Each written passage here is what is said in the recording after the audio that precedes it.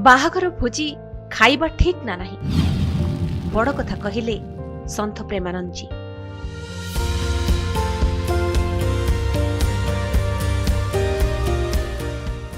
आजिकाली बाहाव्रत कि अन्य कौनसी उत्सव हेले खाइबा को कौन हेबो ता उपरे आगा आलोचना हेउछि। आ भोजी भातरे ही लक्ष लक्ष टंका पानी भली बहि जाउछि। एते प्रकार रेसिपी प्रस्तुत हेउछि जे लोके भ्रमरे पडुछंती कोटा खाइबे कोटा नाही। सेथिरे पुनी स्टार्टर मेन कोर्स आउरी केते कोन ता सांग को मृदु पानीय मद्य पानीय सेतक रहिबा निहाती जरूरी नहले अतिथिंक मन को आसुनी भोजी। एभली भोजी आम परंपरार तो एने जने श्रद्धालु वृंदावन संत प्रेमानंद जी महाराज को प्रश्न करिसेंती। आ प्रेमानंद जी भारी सरल भाव रे यार उत्तर दैछंती। कहिसेंती आजिका भोजी रे मद नहले होउनी।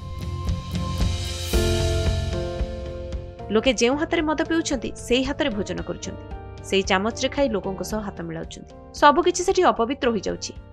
एहा तो पूरा कलिजुगर प्रभाव। बाहाघर भोजी रे ना बुद्धिर शुद्धता अछि ना आचरण रे पवित्रता। पूर्वरु बाहाघर रे भोजन केते पवित्रतार सह परसा जाउथिला। स्वच्छ स्थान रे खाद्य बढ़ा जाउथिला। अतिथिंक पई पानी रखा जाउथिला। सेमाने हाथ पाद धोई खाइबाकू बसुथिले। खाइबा आगरु अतिथिंकू मथारे तिलक लगा जाउथिला। आजिका दिन रे जदि केही एभली करे ताहले लोके हसिबे, ताकू उपहास करिवे, ताकू पछुआ बोली कहिबे। किंतु पवित्रता ही श्रेष्ठता जहाकू केही अग्राह्य करि परिबेनि। आगरु सब किछि पवित्र लागुथिला। बाहाघर भोजी सबुथिरे भारी पवित्र पवित्र लागुथिला।